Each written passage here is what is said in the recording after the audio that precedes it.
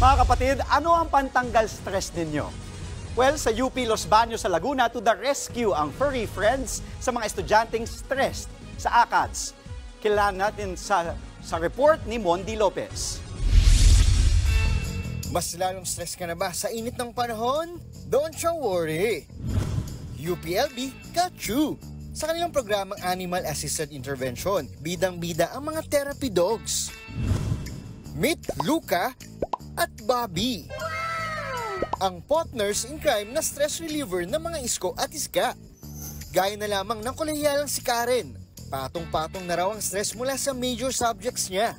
As an engineering student, very hirap po ako sa ACADS. Usually po kasi madami kaming exams and syempre heavy po sa math yung subjects namin. So kailangan talagang mag-distress kasi mas mahirap mag-aral if tuloy-tuloy ka lang nag-aaral. At para ma-achieve ang hashtag stress go away, pause for a break muna siya after ng klase niya. With the events po na ginagawa natin dito sa program natin ay nagkakaroon ako ng something na ilo-look forward sa isang linggo. Sa isang linggo, ang dami naming exam. At least may ilang araw na magdating ng ganitong araw, meron tayong program with the dogs, pwede tayong mag-interact sa kanila, na hindi lang ako mag-aaral. The moment na makita mo yung aso na nakangiti din, parang na-alleviate talaga yung feelings mo na kahit ang lungkot-lungkot ko ngayon. LDR feels naman ang faculty member ng UPLB na si JP sa kanyang misis na nasa Maynila. At para bawas stress at lungkot, ang alagang si Luca ang forever niyang kasama.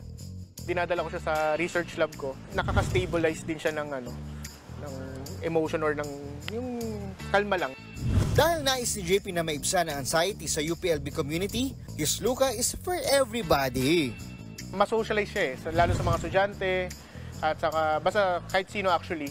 Basta may treat ka nga, lalapitan ka niya. Madali siyang makarelate sa mga students, lalo pag stress sila. Aliw ko aliw ang human-animal bonding dito. Mapapa-henlo, fur friends and humans tayo. Ako po sobrang natutuwa talaga kasi parang nababawasan talaga yung stress ko. Cute po siya. Dito tayo ngayon sa Learning Hub kung saan makikita nyo sa likod ko ang mga estudyante na nag-wifi, nag-aaral, magawa ng mga assignment. At syempre, ito na rin yung lugar para maka-encounter nila ang isa sa mga pet therapists na si Luca. Close up ni Luca dahil meron ako. Luca. Ayun, oops, teka. Di ba? Laway na laway. Pero, yun, nakaka-relax talaga siya. Ayon sa isang pag-aaral, 35% ng Pinoy Gen Zs ang nakararanas ng depression at 16% naman ang nakararanas ng anxiety. Talagang sakto itong libreng pet therapy ng UPLB. Isang baksak naman dyan.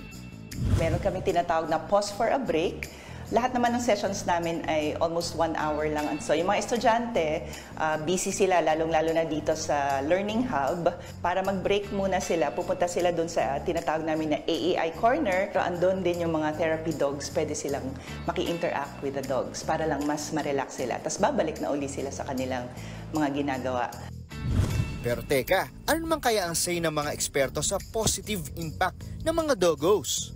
Itong pet-assisted therapy ay highly effective sa mga taong nakakaranas ng anxiety, depression, and even stress. Ito ay dahil yung interaction natin mismo sa ating mga pet ay nagpo-prompt sa brain natin to release happy hormones na nakakatulong to regulate our moods. Sa usaping stress, dapat laging fighting, lalo na't nandiyan ang ating mga kabarkada. Woof! Mondi Lopez, News 5.